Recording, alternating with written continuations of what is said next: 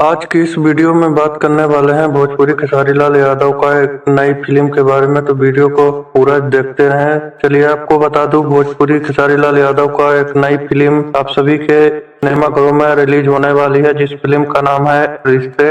इस फिल्म को रिलीज होने वाली है सिनेमाघरों में 14 मार्च से ऑल इंडिया सिनेमाघरों में, जो कि बहुत ही शानदार इस फिल्म को बनाई गई है। इस फिल्म में अलग अलग लुक में नजर आने वाले हैं खेसारी लाल यादव, और इस फिल्म को बहुत ही शानदार अलग अलग लुक में बनाया गया है। आप लोग स्क्रीन में देख सकते हैं फोटो, जो कि बहुत ही शानदार पोस्टर दर्शाया गया है। आप लोग 14 मार्च से इंडिया सिनेमाघरों में जाकर देखिएगा।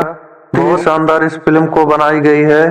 और फिल्म में कहानी की बात करें तो इस फिल्म में कहानी इमोशनल लव स्टोरी जैसे बड़ी बड़ी कहानी, और इस गाने में बहुत शानदार गाना भी डाला गया है। धन्यवाद, थैंक यू।